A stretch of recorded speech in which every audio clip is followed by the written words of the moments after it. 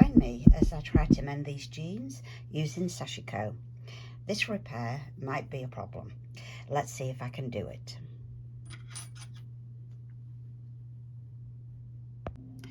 I'm going to mend these jeans using Sashiko. So as you can see, I have a split here in the knee, and these jeans are so old and worn out that they're almost not worth mending, but they're my favourite jeans because they're so comfortable. So I'm going to try and make them last a little bit longer and fix this knee. I've been looking at my thread, and I think I'm going to use this variegated thread. I think that'll look quite pretty. And this is some leftover from another project, and so that means probably there won't be enough for me to do a whole of the Sashiko piece. So I think this is going to be a good way to use some of this up. So I'll just sit that over there for the moment. The other thing I've got to decide is what pattern to do. Quite a lot of these templates that I've bought. That one's obviously too big, so but some of these smaller ones are just going to be about the right size to fit over there. Could probably use any of these. These all came in a set, these darker plastic ones, and these light ones I've got from various places. This one came from one of the online quilt stores. This one actually came from Hobby Lobby. I bought 2 or 3 from Hobby Lobby. Oh yeah, that one. I think that one will be the best one. So I think what I'll do is I'll use that as an outline, and then I'll just draw some lines and do some crosses to fill it out, and I think that'll cover it pretty nicely. So I think the problem I'm going to have with these jeans is that they are stretchy, and I think that's going to cause me some difficulties that I'm not used to when I've used Sashiko and other things. So I do need to press that crease out as well before I start. I do have some navy blue material to go underneath it, and in this case I think I'm going to do something which I don't usually do, and that is use some of this fusible to fasten it to the underneath. This particular one is called Misty Fuse, and I think that it's so thin that it will cause me the least difficulties in sewing my stitches. So what I have to do is I have to put the iron on this to seal it to the blue, then I have to put it inside the jeans and seal that on top. And luckily, although it is torn and the threads are not very good, there is enough there that when I iron it, the webbing part will be fused to something, not just left open, and I think that's going to work. So I'm about to find out. This is kind of an experiment. I've never actually done it this way before, so I'm going to take this over to the iron, get this sealed to the underneath, and go ahead from there. That has pressed in there okay. So I'm going to go ahead now and draw the pattern. Today I'm going to use this pen. This one has to be washed out, but these jeans get washed all the time, so I'm not really worried about that. If there's some remnants of the pattern left on there, the first time they're washed it'll come out. I do like this pen. It shows up a nice clear white mark when I use it. The only thing that is a concern when I'm using it is that when you first draw the line, it doesn't always show instantly, so sometimes you just have to wait a second for the white line to appear. Also, when you store these, you have to store them with the nib down, because if you don't, then they go dry quickly, so you have to store them that way around. So I have my pattern here, and I guess it doesn't matter which way on I put it because I'm not going to put that center part in anyway. Situate it right there, that should cover. And if it's not enough when I'm finished, I'll just do some extra Sashiko around the outside. So I'm going to go ahead and draw this outline in here.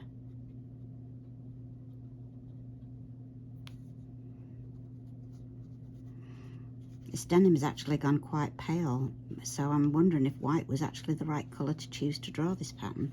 Maybe, well, I'll draw it first. If it doesn't show up, then I'll just go and get one of my heat erasable pens and I'll redo it with that.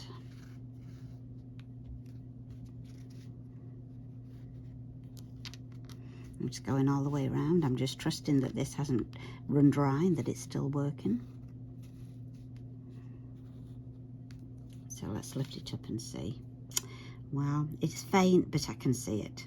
It's becoming darker as I'm looking at it. I don't know if you can see that on camera, but the actual pattern is darkening up. I'm going to sew the outline first because I want to get this held into place. When I've done that, I'll come back and I'll draw my other lines on with a ruler.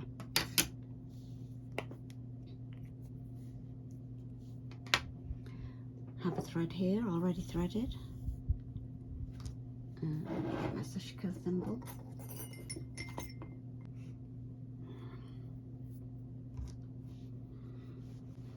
Kind of a narrow opening to work with jeans.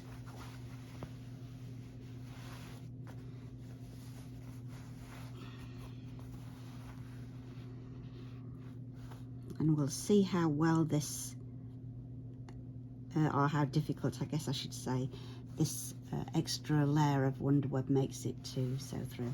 I think it will probably be okay because when I do machine applique, I use the same kind of thing and then I applique it over the fabric and do Sashiko on there, and it's always been okay. I've always managed to be able to sew it, but denim's just a little bit thicker material. The thing though here is the denim is so worn, it's not really so thick anymore.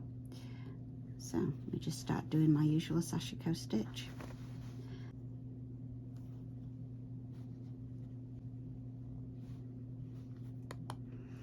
I think the most difficult thing about this is holding it up the trouser leg of the jeans. Any mending before I haven't done on jeans. I've done it on a blanket that Mariko chewed when she was a little puppy, and a couple of flat things like that. Never actually done it on a pair of jeans, so we're about to find out how this goes. So upcycling is a great thing. I like the idea of using everything up, using this thread up, making my jeans last a little bit longer. I think it's a good thing not to be so wasteful in our society. Just get one more stitch in there. I'm going to get off camera and go all around this outline, and then I'll come back and draw the lines that are going to go down the centre. I have the outline done on these jeans now, and I'm going to draw in the lines. While I've been sewing this, I've been thinking about all these threads in the middle. I'm wondering if this wouldn't have been a case where it'd have been better to put the patch on the outside and cover that up. But I quite like the idea of these showing, as long as they all can be gathered within the stitches and held into place. So it's kind of fun that I'm experimenting on camera here, and you'll see at the same time that I do whether or not this particular project works out. The good thing about Sashiko is though that if it doesn't, I can always put a patch on the outside and sew over it again, so all won't be lost.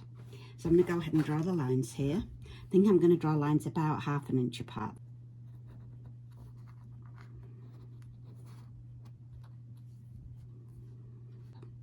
It's a little slow because I have to wait for this pen to show up so that I can see the line on the underneath.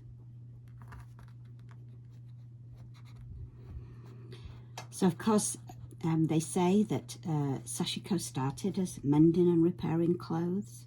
I don't talk a lot about the history and everything of Sashiko. Really, I more appreciate how pretty it is and try to do some of the same things in my own Sashiko. I admire what they did and how it looks, and I would like people to be able to do that, so I try and teach the basic stitch here. Once you've learnt the basic stitch, you can go on and make anything yourself.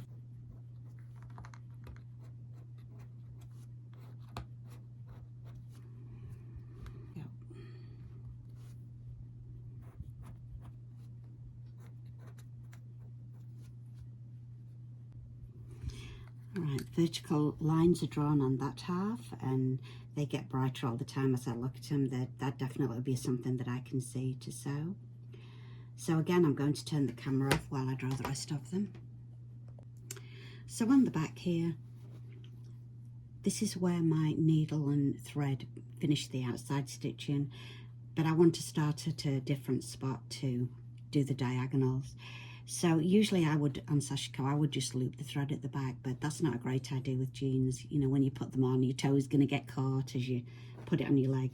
So I've just looped under each stitches and carried my thread that way. And I have done it quite loosely because I don't want to make it gather up. You know, you have to be really careful with your tension on Sashiko. I'm going to push that through. See if I can get my needle through at the right point here, which is right there.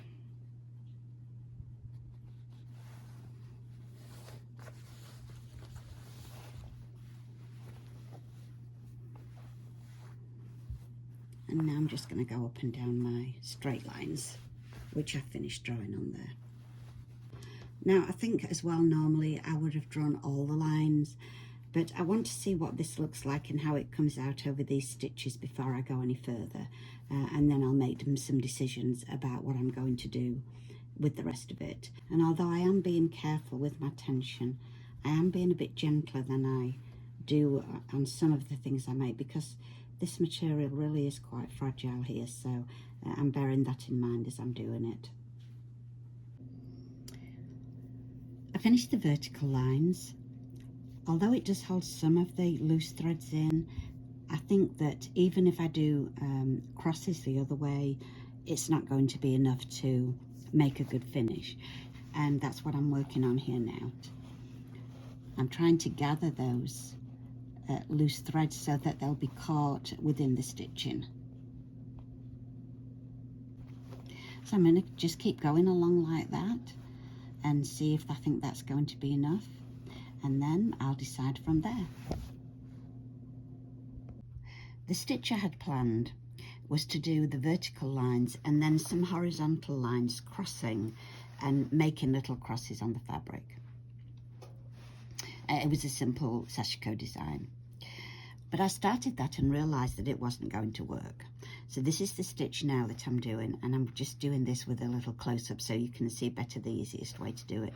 So I've brought my thread up in the centre between the stitching lines. I've still got the Sashiko stitching lines here. And then I'm doing a diagonal, I'm making a V, so I'm doing a diagonal line, so I'm going to put my needle in there.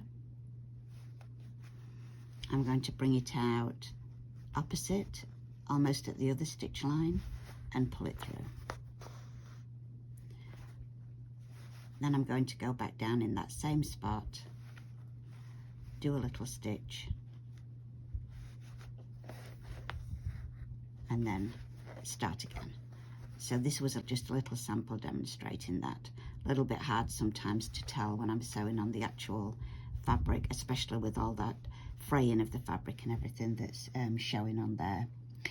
So the reason I didn't use the original stitch was because it was obvious that it wasn't going to cover all that frayed and damaged fabric. It wasn't going to hold it in place. So I had to think about it and adapt.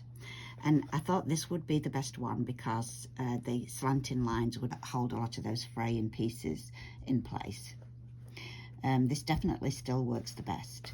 And at the end, you'll see the finished result of what I've done on my actual repair. So it's still visible mending, and it's still a form of upcycling because it's allowing me to continue to wear my favourite jeans, which otherwise I would just have to throw out. And it's still very decorative. But is it Sashiko still? So it's still repairing fabric, and I did it with Sashiko thread. But I'm not really sure. I am happy with what I've made. I really like the result, but I still hope that you'll try it and see what you think to the design at the end.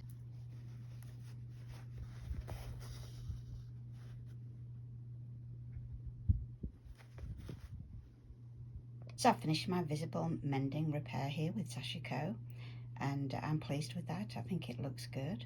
I really like these, and I'm going to be able to wear these for longer now.